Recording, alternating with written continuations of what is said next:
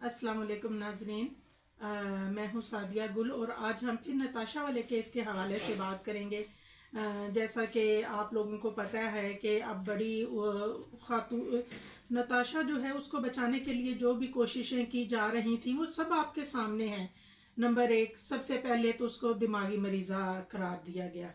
उसके बाद उस थाने उसके पहुंचने से पहले ही उसके प्रोटोकॉल के साथ उसके वकील भी वहाँ मौजूद थे।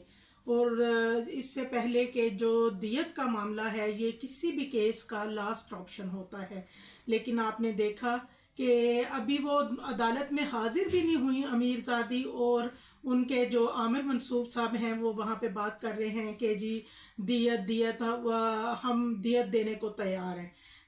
उनको, वो तो वकील हैं, उनको तो ये पता होना चाहिए कि जो दियत है वो किसी भी केस का लास्ट ऑप्शन होता है। उससे पहले अगर आप किसी गरीब को डरा धमका के दियत करते हैं तो उसकी इस्लाम में क्या, कि इस्लाम के लिहाज से वो क्या है, क्या ये तरीका ठीक है? आप क्या समझते हैं? और दूसरी बात ये कि नताशा जो है उसको इतने लोगों, दो लोगों का मर्डर करने के बाद भी उस खातून को कोई शर्मिंदगी नहीं।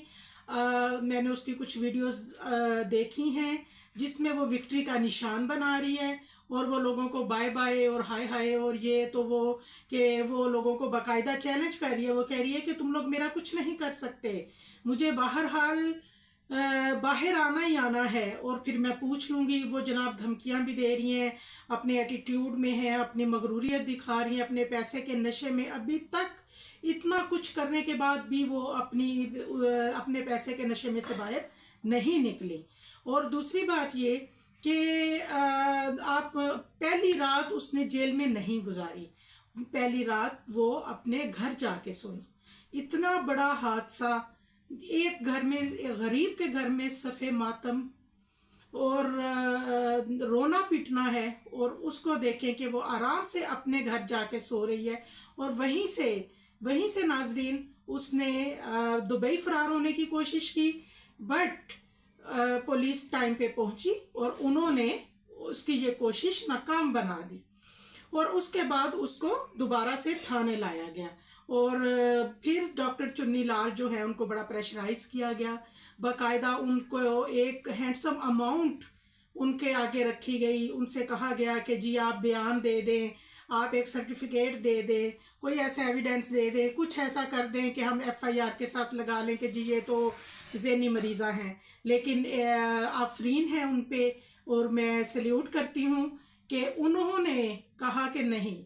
जब इनको लाया गया था उस वक्त मैं वाकई ही समझा था कि शायद ये कोई इनके साथ कोई मसला हो, लेकिन जब उनकी कंप्लीट मेडिकल रिपोर्ट आई तो उसके बाद वो बिल्कुल भी किसी किस्म का कोई उनको ज़हनी मसला जो था वो नहीं, वो इंतहाई घटियापन पे उतरी हुई हैं। और आप देखें उसकी इंतहाई शर्मनाक हरकत देखें कि दो इंसानों की, दो जीते जागते इंसानों को मौत के घाट उतारने के बाद भी उसके आंखों में ज़रा भी शर्म नहीं है।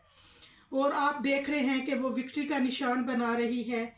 और एक फैसला आपको पता है, मुझे नहीं पता कि इसका क्या होगा, क्या आमना को और इमरान को इंसाफ मिल पाएगा, लेकिन हम आवाज़ उठाएंगे और ज़रूर उठाएंगे उस वक्त तक कि जब तक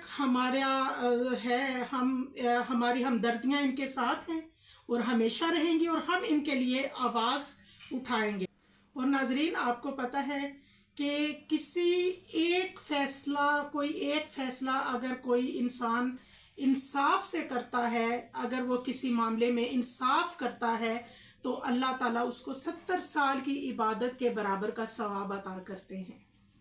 लेकिन ये बात हमारे हुक्मरानों को और हमारे मुल्क की जो अशराफिया है उनको कौन समझाए। और आपको पता है कि ये जो एलीट क्लास है ये वो नहीं, अभी तक नताशा के सैंपल मौसूल नहीं हुए, उसका पता, केमिकल रिपोर्ट उसकी नहीं आई जिसमें उसके कुछ पता चले कि उसने कौन सा नशा किया था, कोई नशा किया था या नहीं किया था। दौलत का नशा तो था ना, सबसे बड़ा जुर्म तेज रफ्तारी, और उस पे उसकी मुजरमाना गफलत और उसकी बेहिस्सी कि वो आमना हाथ खड़ा कर रही है, वो जिंदा है, उसकी सांसें चल रही हैं, और ये उसके ऊपर दोबारा से गाड़ी चढ़ा रही हैं, और फिर ये तेज, मतलब एक जो ज़हनी मरीज़ा है उसको इतनी सेंस है कि मुझे भागना है, मुझे यहाँ से भाग के, जब उसने देखा कि आगे सिविक से उसकी गाड़ी, सिटी से उसकी गाड़ी, वो भी एक मजबूत गाड़ी थी, इनकी गाड़ियां आपस में टकराई और इसकी गाड़ी उलट गई, और इसने देखा कि मुझे यहाँ से भाग जाना चाहिए।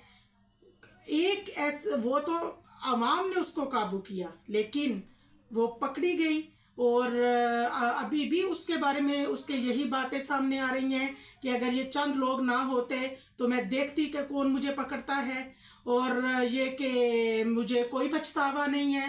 तो नाजरीन, इससे सिर्फ एक बात साबित होती है कि शायद इस तरह की मुजरमाना गफलतें वो पहले भी करती आई है, इससे पहले भी वो कुछ ऐसे एक्सीडेंट्स वगैरह करती रही है, क्योंकि उसको ज़रा बराबर, रत्ती बराबर भी उसके दिल में अफसोस या आंख में शर्म नहीं थी। तो नाजरीन, हम आवाज़ उठाएंगे और उस वक्त तक उठाएंगे, उसको इंसाफ मिले ना मिले, लेकिन हम अपना फ़र्ज़ जो है वो पूरा करेंगे। ओके जी, अल्लाह हाफिज़। अपना बहुत ख्याल रखिएगा, खुदा आपको अपने हिफ्ज़ो अमान में रखे। अल्लाह हाफिज़।